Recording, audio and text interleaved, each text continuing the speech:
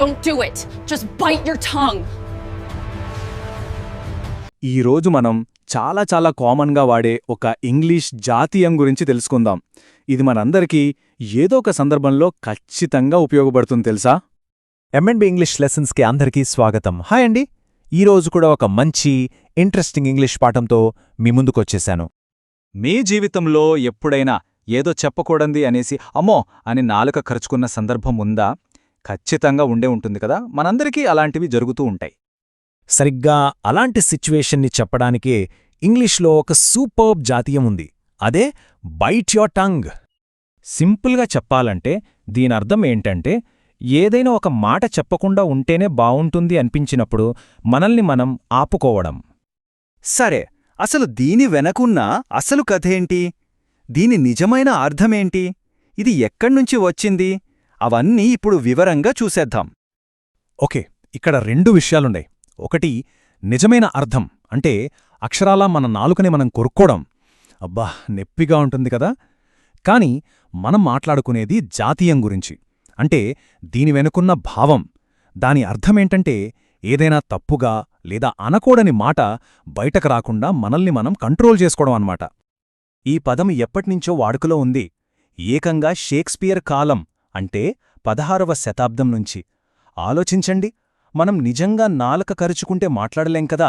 అదే లాజిక్తో మాట్లాడకుండా మనల్ని మనం ఆపుకోవడాన్ని ఈ జాతీయం సూచిస్తుంది. ఇప్పటికీ ప్రపంచవ్యాప్తంగా దీన్ని ఇదే అర్థంతో వాడుతున్నారు. థియరీ బానే ఉంది, కానీ దీన్ని నిజ జీవితంలో ఎలా వాడాలి?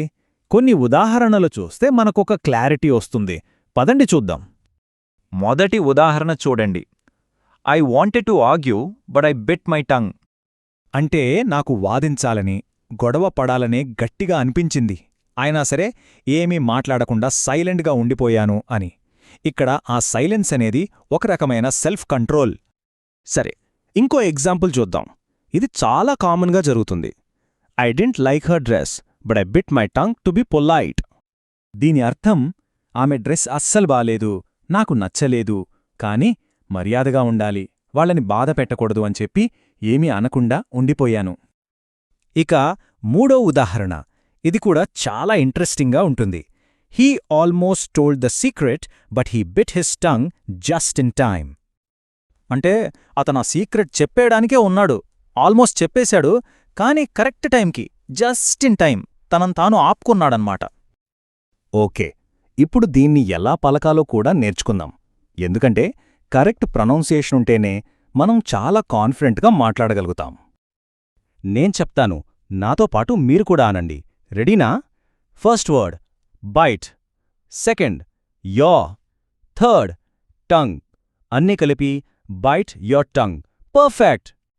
సో ఈ జాతీయం వెనుకున్న అసలైన నీతి, మనకు ఇచ్చే మెసేజ్ ఒక్కటే: మాట్లాడే ముందు ఆలోచించు. Think before you speak.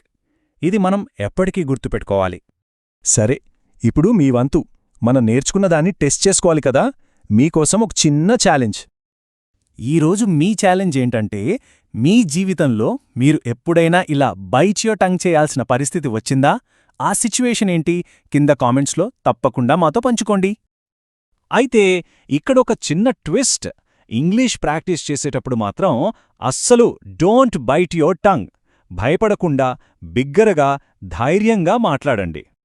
ఈరోజు మనం నేర్చుకున్న ఈ పాఠం మీకు బాగా ఉపయోగపడిందని ఆశిస్తున్నాను. మీకు నచ్చితే ఒక లైక్ కొట్టండి.